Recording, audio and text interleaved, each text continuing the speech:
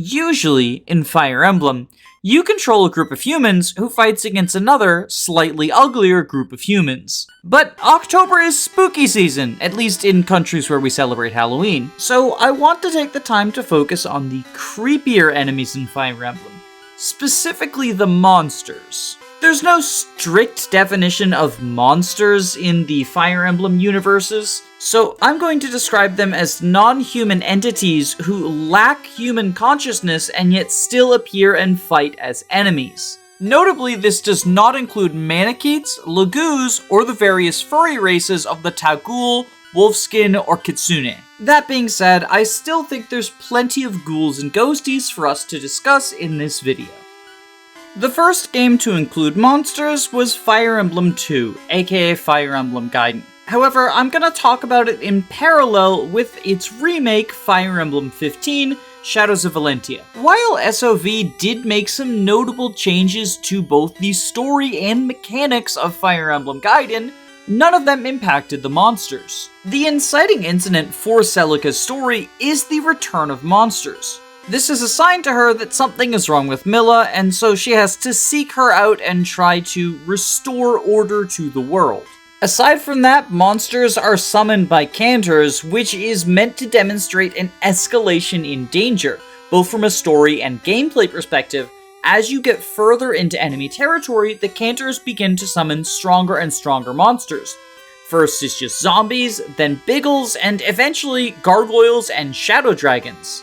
Okay, no, wait, they're actually called Draco Zombies, but I'm leaving that outtake in because how demonstrative is it of Fire Emblem brain rot that I said Shadow Dragons, which is the name of a Fire Emblem game, instead of Draco Zombies, which is a very common term for like a monster dragon.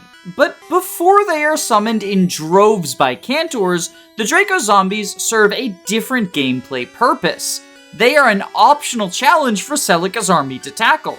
If you're able to overcome them, probably with the help of the Angel spell, then you gain access to a new dungeon and some cool rewards. But if you feel like your team is too weak for that, you can just keep going and fight pirates until you make it to the shore. It's not the most complicated of choices, but it's an early demonstration of the open world nature of Gaiden's map. And in the remake, it lets you see Bowie absolutely terrified. In fact, Bowie being terrified is a common staple of running up against monsters. In the remake, whenever you enter a graveyard, Bowie and May argue like a married couple, and Bowie reveals that he really does not want to fight against any zombies. He'd much rather fight brigands than the terrifying zombies. Which is kind of a gameplay story dissonance moment, because laughably, the zombies are some of the easiest enemies out there. They basically exist just to be EXP fountains. Since a lot of Gaiden is about training trainee units up, it makes sense that they would include an enemy class that primarily exists to be an easy to kill but high experience target, which is what these zombies and skeletons are from a gameplay perspective. And the remake SOV actually doubles down on that by adding Tomb Lords, which are a rare spawn that are even weaker than normal zombies and also give even more experience. Okay, I've been calling them zombies and skeletons, but their actual names are Revenant, Entombed, Bonewalker, and Lich, and there are a couple of differences between them. The Revenant and Entombed use claws in order to attack, whereas the Bonewalkers and Liches use actual weapons. Although because Valentia lacks a weapon triangle, skeletons using weapons isn't super impactful. The last three monster types I haven't talked about are Gargoyles, their upgrade Deathgoyles, and Moguls. Gargoyles and Deathgoyles are just a flying enemy variant, and I think they exist because they didn't want to have Pegasus riders working for the enemy. Valentia doesn't have a Wyvern riding class, and so in order to give us flying enemies, they had to make them flying monsters. Gargoyles and Deathgoyles work well enough in this perspective, and for all intents and purposes, they are just a reskinned version of the Pegasus Falcon Knight class. The Moguls, or Biggles using the old translation, are more interesting, and in my opinion, they are the coolest type of monster, because they actually have a unique trait beyond just using claws or being undead. Biggles will split into multiple copies of themselves, clogging up the map and making it difficult to reach the Cantor who's summoning them. It's worth noting that for all of the monsters summoned by Cantors, if you kill the person who summoned them, it kills all of the people they summoned. So the strategy with Moguls is to punch through as quickly as possible and kill their summoner. But this isn't always as easy as it might sound on paper. It's not like the fanciest enemy type out there, but it does stand out as different from the various humans that you fight, and I think that's pretty cool. Well, that does it for all of the monsters in Gaiden, but in SOV there is actually one new class of monster, and that is the Fiends. They are the monster equivalent of Barons, and I mean that literally, because all of the Fiends that appear in SOV are Barons in Gaiden. They just got given a new class and the monster designation in SOV, which I guess makes sense. It makes more sense than just some random Barons hanging out inside of Duma Tower aroundside all of the ghosts and ghoulies. In fairness, Barons and Tomb Lords are not the only new monsters introduced in SOV. SOV added a whole Act 6, which is functionally the post-game where you go over to Arcanea and investigate the origins of Grima, who's the bad guy from Awakening.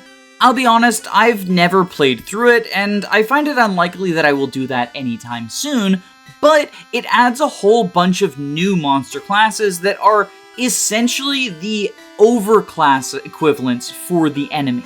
So, for example, Fiends become Guardians, which are just a more powerful version of Fiends, and Biggles become Balors, which are a more powerful version of Biggles, etc., etc. I'm glad that the post-game exists for people who like it, but I'm not a huge fan of SOV's gameplay, and I'm not a huge fan of Awakening's story, so combining the two of them doesn't really appeal to me. And from what I can tell, the new enemy types aren't really all that new. They're just reskinned and powered up versions. The next game in the series to have monster classes was Fire Emblem 8: The Sacred Stones, which takes a lot of inspiration from SOV, so it makes sense that they would bring back the monster classes. But before we get ahead of ourselves, there were two other games that had zombies, those being the Judgrill duology, Fire Emblem 4 and Fire Emblem 5. In the final map of Fire Emblem 4, Julius, who is possessed by a demon dragon, summons the 12 Deadlords, who are, at least in my understanding, meant to be undead warriors. The fact that there are 12 of them is of course meant to serve a narrative purpose, implying that they are the counterparts of the 12 disciples of Jesus Christ. No, just kidding, of course. They are meant to be the counterparts of the 12 Crusaders, and as such, they all fall into the classes that would align with the good half, the Crusaders. Bovis, the Forest Knight, parallels Baldur, the wielder of Tyrfing. Ovis, the Sage, parallels Sed, the wielder of Forseti. Tigris, the Warrior, parallels Now, the wielder of Hellswath. Lepus, the High Priest, parallels Bragi, the wielder of the Valkyrie Staff. Simia, the Swordmaster, parallels Odd, the wielder of Balmon. Draco, the Sniper, parallels Ullr, the wielder of Ufel. Canis, the Priestess, parallels Haim, the wielder of Naga. Angulia, the Mage Fighter, parallels Thrud, the wielder of Mjolnir. Equus, the Bishop, parallels Fajalir, the wielder of Valflame. And Porcus, the Thief Fighter, parallels Hor, the wielder of Mistletoe. Unfortunately, this is where things get a little bit weird, and it doesn't line up one-to-one with the parallels. Mus, the Baron, is the only lance-wielding Deadlord, and yet there are two different lance-wielding Crusaders, Dane with Gungnir and Najoran with Gay Bulk. I suspect Mus is meant to parallel Najorn, and all that leaves left for us is Gallus, the Dark Bishop with the Hell Tome. This is the biggest point against my theory that the Deadlords and Crusaders are meant to parallel each other. Well, at least until we get to Awakening, but Awakening also scrambled a bunch of the classes of Deadlords, so I don't really consider that to be like canon to the Deadlord mythology, as you will. Equus goes from a fire-wielding bishop to a lance-wielding paladin, and he gets the Gungnir. Meanwhile, Bovis becomes a bow knight, which is a sword-wielding class, and you could see as a descendant from Ranger, but he gets bows instead of swords, even though the original Bovis used swords. Awakening's Deadlords are a mess. We'll get there. But before we do, we have to talk about Thracia's Deadlords. There's only 6 of them, but they have a much more straightforward parallel than the FE4 ones. And that is that each of the Deadlords is the reanimated corpse of a character in the story. Mus will always be the reanimated corpse of the primary antagonist, Raedric. However, the other 5 Deadlords can either be generics who have been revived, or they can be the revived versions of your fallen or unrecruited allies. Specifically, Lithis becomes Porcus, Sarah becomes Canis, Avel becomes Draco, Dagdar becomes Tigris, and Galzus becomes Bovis. The fact that Avel becomes Draco further solidifies the connection between Draco and Ullr, since Avel herself is a descendant of the Crusader Ullr and can wield the Ufel. Honestly, I think it's really cool to have zombies that are reanimated versions of the dead members of your party. Thracia is one of the Fire Emblem games that encourages you to play past certain deaths, although I would argue that the death of Lithis is a little bit too harsh from a gameplay perspective. Still, if you're Iron Manning or if you missed some of the guidance on a blind playthrough, seeing the consequences of your actions is really cool. And I wish that Fire Emblem more frequently adjusted the story based on secondary and tertiary characters' deaths. The only other game I can think of that does though is Path of Radiance, but it's not with zombies, so it's not within the scope of this video. Okay, now that we've had our court-mandated Judcrow session, it's time to move on to Sacred Stones. Now, for the average Fire Emblem fan, if they think of monsters in FE, they probably think of Sacred Stones. And it makes sense that it would have monsters. It's heavily inspired by Gaiden, so it features a lot of elements from the Valentia games. Bone Walkers and Revenants return as the staple skeletons and zombies, and so do Biggles as floating eyeballs, although they work differently in GBA than they do on the DS, or NES if you're based. In Sacred Stones, Moguls and their promoted form Archmoguls are basically flying dark mages. I think this is a pretty cool role for them, and it makes sense that they're an early monster introduced because they stand out as unique and different from the various human classes that you get access to. There are also giant spiders known as Bale and Elder Bale who have the ability to walk on mountains, and they're first introduced as a time restriction since they're attacking innocent civilians who will give you Naimi's promotion item if you don't have them die. So really no pressure whatsoever. The Mothdoog and Gwaigli are the Myrmidon equivalent for monsters, as in they are very fast and very avoidant, but don't hit particularly hard. In contrast, the extremely strong but slow Cyclops is a beefy mass of muscles, and oftentimes their HP value is so high that you can struggle to one round without any effective holy weapons. But in my opinion, the most terrifying monsters, at least from a gameplay perspective, are the Gorgons. From a gameplay perspective, they're basically identical to Dark Mages, but they get their own unique spells that your Dark Mages cannot access. Shadow Shot is a 13 might siege tome that just for shits and giggles has 5 crit built in. Meanwhile, the Stone spell can hit you from up to 3 tiles away and will petrify anyone who it lands on, meaning that they will not be able to take any actions for 5 turns, and all enemies will have an increased crit chance against them. I think this is meant to symbolize the fact that the stone is very brittle. The Gorgons aren't the only monsters with unique weapons. There's actually a variety of claws and fangs that the monsters can use, and some of them even have the poison effect, but none of them are particularly noteworthy in my opinion. They kind of just feel like the iron and steel variants of claw slash fang slash whatever else you want to think of the monsters using. The last couple of monsters are their mounted class equivalents. Returning from the Valentia games are Gargoyles and Deathgoyles, and much like in those games, these kind of just serve to give a flying lance enemy to the monsters since they didn't want Wyverns and Pegasus Knights to be ridden by zombies. In contrast, the Tarvos and Madeline are more than just reskinned cavaliers. They are centaurs that use axes and bows, meaning that they're basically horse warriors. I think this weapon combination is pretty cool, and to my knowledge, no mounted class has been an axe bow class in all of Fire Emblem. I mean, technically you can make someone into an axe bow class in Path of Radiance because they get to pick their second weapon on promotion, and Master Knight in FE4 is a mounted axe bow class, but that's a mounted all weapons class. I mean specifically axes and bows, like these centaurs are. The last monster class in Sacred Stones is the Draco Zombies, and there are 3 of them and they're all plot relevant. One of them is the boss of the second to last chapter, and he's Mir's grandfather. He gets turned into a zombie by Leon, and it's meant to show that the boy Erica and Ephraim knew is well and truly gone. There's also 2 of them within the Demon Ruins, and I've always thought that these were meant to be Mir's biological parents, although I'm not sure if there's actually any evidence for that. I went looking and I couldn't find any, so maybe I just Mandela affected myself. Either way, I'm going to choose to continue to believe it as my own headcanon, and if someone can point me to evidence of this, I would appreciate it.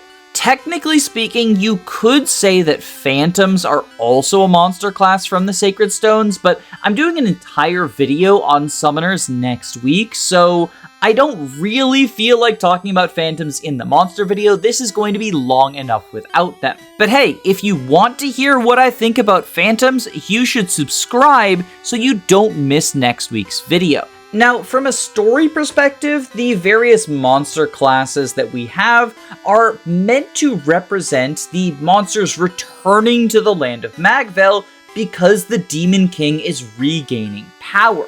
In fact, the first time we're introduced to them, Arthur is fighting against them, and it's meant to show that the stakes are being raised. We're not just fighting against bandits or the enemy army, but a otherworldly force that's going to destroy all of humanity. And fitting with this, as we move closer to the endgame, human enemies become more and more scarce, instead replaced by monsters. They are an existential threat.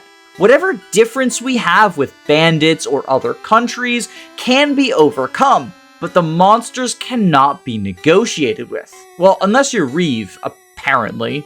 Or Orson, I guess? I mean, Orson does talk to monsters. I mean, that segue makes it sound goofy, but Orson's role in the plot is genuinely one of the creepiest things that Fire Emblem has ever done.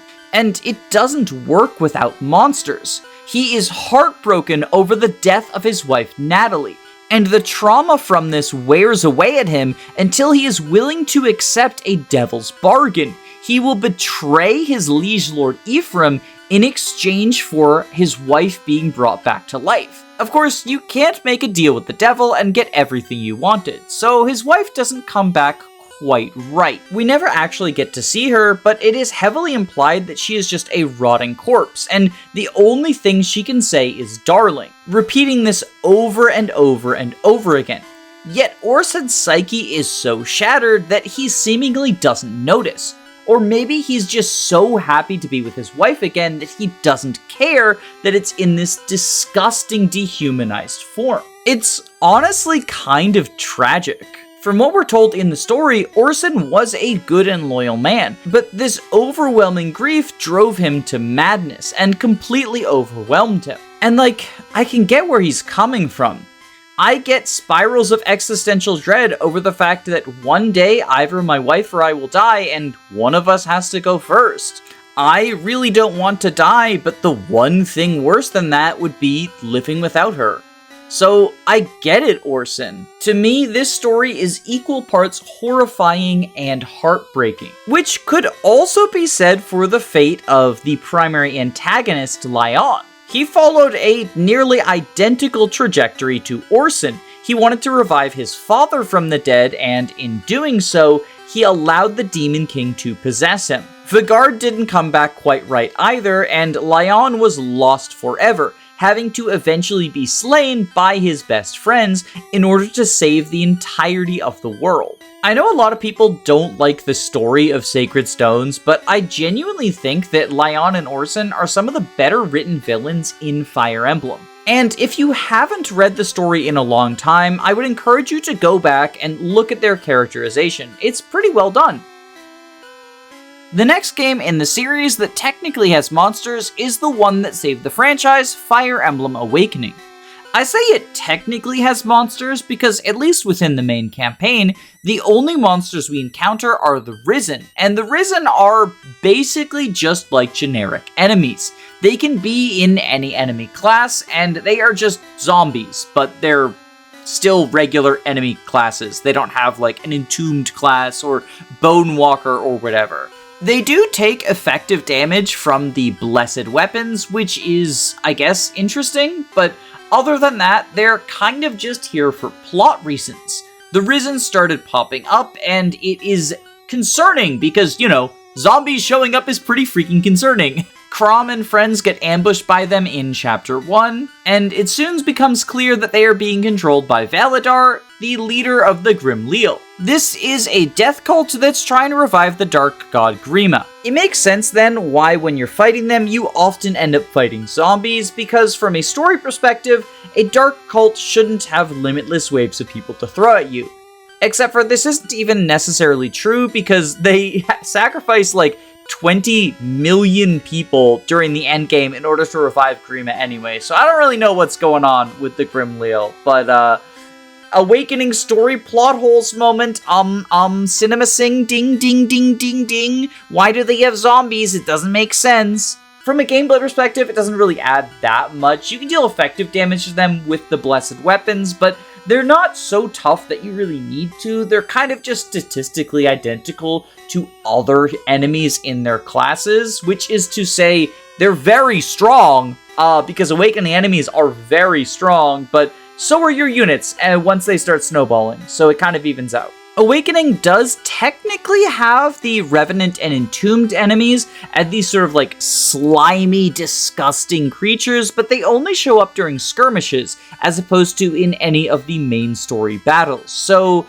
it kind of feels like a waste to me. I don't know. Personally, I really don't enjoy grinding, so I don't participate in the random map skirmishes, but if that's the sort of thing that you're into, then you'll probably run into the Slime Revenants. They look really cool. Like, I have done a couple of skirmishes just to see what they were like, and I really like the design of the slime enemies. They just, they don't really show up in the campaign, which, I don't know, kind of disappointing. I like them, they're cool. Towards the end of Awakening's story, the 12 Deadlords are brought back. There's a map where the only enemies are the 12 Deadlords and Aversa, and this is one of the bigger points of contention when it comes to, like, overall Arcanea lore. So, technically, Arcanea and Judgirl are supposed to take place within the same universe.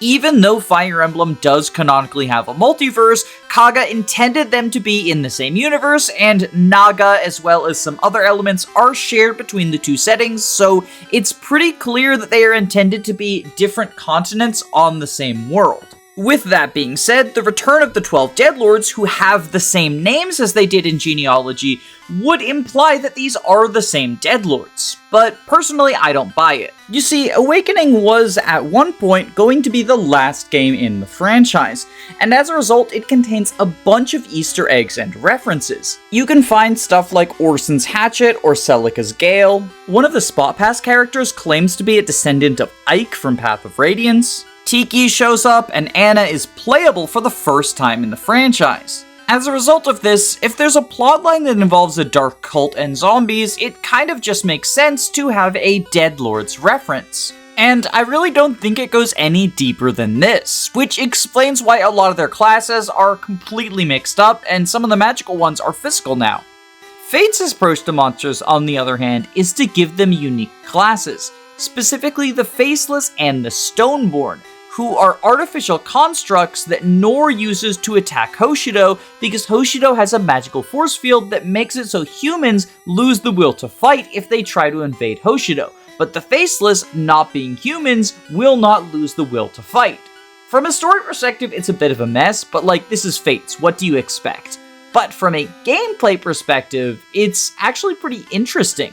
The Faceless are able to attack at melee range using weapons that are not affected by the weapon triangle. And while the skills that they have are inconsistent, typically they end up having seal skills as well as skills that deal damage upon initiation, and potentially the ability to freeze your units if they initiate. Interestingly, this is even true in some of the Birthright paralogs, which stands out because Birthright is known for not giving skills to units that fall outside of their class line. And yet, for example, in Hisame's paralogue, there are a bunch of Faceless who just have random seal skills. To me, this is what solidifies these stat-lowering seals as being part of the Faceless's identity. Also, fun Faceless fact, according to the Story of Fates, each Faceless is over 600 pounds. So I don't know what the fuck they're made of, but it's not human flesh. The Stoneborn, on the other hand, have a 1-5 range weapon. So, from a gameplay perspective, they are incredibly threatening, with the ability to snipe you from quite far away and not face counterattacks. In the Conquest route, they also frequently have the Wary Fighter skill, making it difficult to kill them in a single round of combat unless you're using a Brave weapon. Although they are incredibly slow, so in Birthright, it's pretty easy to one-round them. They also take effective damage from the Golembane skill, although it's worth noting that Golembane only deals 2 times effective damage instead of 3 times effective damage. This is also true of the Beastbane skill, but that doesn't do effective damage to the Stoneborn because they're made of stone. They're not made of foxes or wolves. I think the monsters in Fates are pretty cool, but they're also kind of underutilized. They don't show up in that many maps. In Birthright, there's the Volcano map and a couple of paralogs, as well as some that respawn from acid pools in the Leo map and the Dragon Fort. They are in the first map of Conquest, but then they go missing for a very long time, show up in Eternal Staircase, and then the left-hand side of Chapter 25, and that's it. And in Revelations, they're even less of a presence. Antony gets turned into a Faceless, but other than that, I don't think they ever show up outside of the paralogue maps. Which is extra weird because Anankos demonstrates that he turns people into the Faceless when he does it to Antony. So like, if we're fighting Anankos' army, why does Anankos' army not have more Faceless? Like, there should just be a ton of Faceless in Vala. Oh shit, no! Three Houses brought back monsters in a huge way. They're a big part of the game's lore. If somebody without a crest uses a hero's relic, they have a good chance of turning into a crest beast. Well, at least if they're not a blue unit. Blue units can use hero's relics without a crest, and they just take 10 damage. Everyone has said this before, but I think that's an incredibly silly choice. Obviously, the devs didn't want to make it so if you used a relic without a crest, you would turn into a monster. That would be a nightmare in terms of a game design stuff. But they could have just made it so that you couldn't use them, like how PRFs work. But despite that, I think that from a gameplay perspective, the monsters in Three Houses are some of the coolest we've gotten in the series. They are huge and imposing, and as a result of this, they take up 4 tiles, and fighting them feels like an event. You have to break their armor, which requires 2 hits or 1 with an effective weapon, and each individual armor piece breaks separately. You can either break the pieces just to be able to deal damage without the damage reduction from the armor, or you can break all 4 pieces to stun them for a turn and also get some materials. The armor system encourages you to use battalions since they can hit in multiple squares that are adjacent to each other, and this in turn makes it so that you are able to manipulate their AI, because the monsters will always attack the person who most recently used a battalion on them. So juggling monster aggro is a really key part of fighting them. Especially because, unlike normal enemies, monsters are much harder to get rid of the turn that you engage them, since they have multiple health bars, and each new health bar will unlock new skills for them. On the higher difficulties, this gets pretty obnoxious. I hate the ones that have Miracle on their lower health bars, because it just becomes like a chance-based nightmare. I honestly don't know how the devs thought that that was acceptable, but on a whole, I do really like what the monsters add to the Fire Emblem formula. From a story perspective, I'm a little bit conflicted. They make a big deal about the monsters being a result of using the hero's relics without crests. They have a whole chapter devoted to that. But aside from the blue unit ludonarrative dissonance, there's also the question of how are there so many monsters if the monsters come from using hero's relics without a crest? Like, there's only 12 heroes relics. I do know that not all of the monsters are specifically Crest beasts, because Rhea is a dragon, and the white dragons are because the church got given Rhea's blood, and so when she gets dragon madness, she becomes a monster, and also all the other church members become monsters. And I assume that the various hawks and wolves that we fight are not related to Crest, since they are not given the label of Crest Beast, but it's not really clear where these monsters come from. They're not really tied to any sort of external force, they just sort of exist in the world. Maybe there's something in the various library books that explains this. I know in Ignatz and Raphael's paralogue, they talk about how the monsters and the big bad wolf killed their parents. And like in the chapter where your father dies, there's some sort of evil those who slither in the dark scheme that turns the students into monsters, but I never really understood how that happened beyond just like, ooh, a wizard did it. Cause like they didn't use heroes relics, all the heroes relics are accounted for at that point. I don't know, if you're a Big Three Houses head and you know where the monsters come from, then go ahead and let me know in the comments section. Cause like, I am genuinely a little bit confused on this one. To be fair, I haven't played the DLC campaign to completion, and I also haven't played Three Hopes, so it's possible that there's some lore nuggets there that I'm missing, but I don't know, it just seems kind of weird.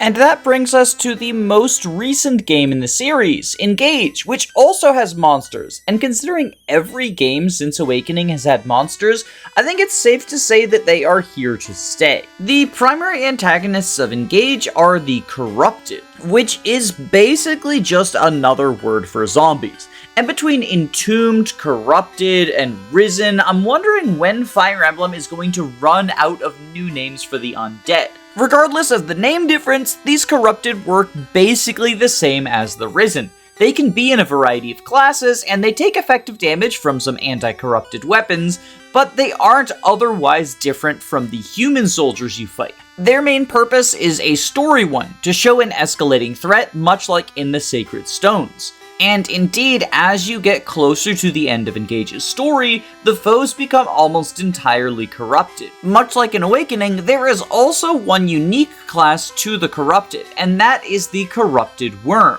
Although this does appear in the campaign of Engage. These are giant 4x4 monsters, much like in Three Houses, and they can launch fireballs from far enough away that you can't counter. They're also incredibly beefy and impossible to break outside of using the Fracture Staff. So typically the best way to deal with them is with corrupted effective weapons.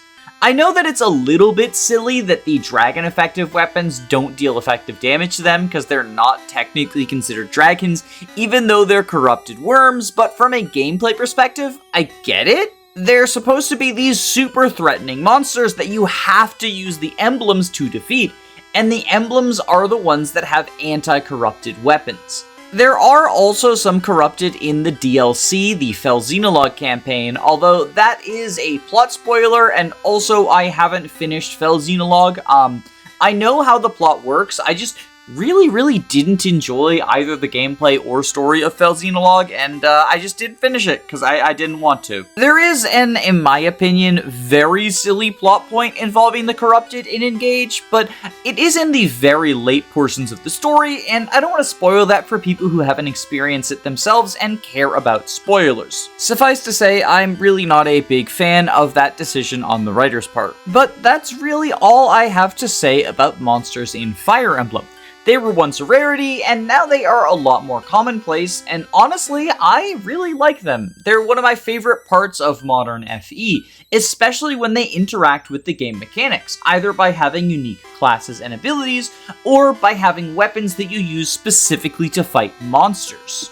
I look forward to seeing the new ways in which Fire Emblem iterates on the monster formula. Thank you for watching the video, do all the YouTube stuff. The comment code word today is Days Gone, so make sure you include Days Gone in your comment so I know you made it to the end of the video. And of course, a big thank you and shout out to my patrons! So thank you to Michael Kraus, Len, Gameboo, Karosa, Fyrant, Smaz Ruby, Reflect, Marin McLean, Calamity Callie, Adele, They Thom, Andu, Axel Rosenberg, Jamie Collins, Mean Jojo, Thick Molder, Arvis, Belwenska, Dysyke, Ginger, Root Beer Pants, Queen Eliza, Tailored Muffin, George Granville the 7th PM, SUP, Caius Cole, Gabe the Green, Controlled Ages, Joanna the Wrenchwitch, Roman Kormansic, Nick Knack Hammersmack, and especially a huge shout out to my Jagans, Autumn Kelsey, and Julia Kyoto.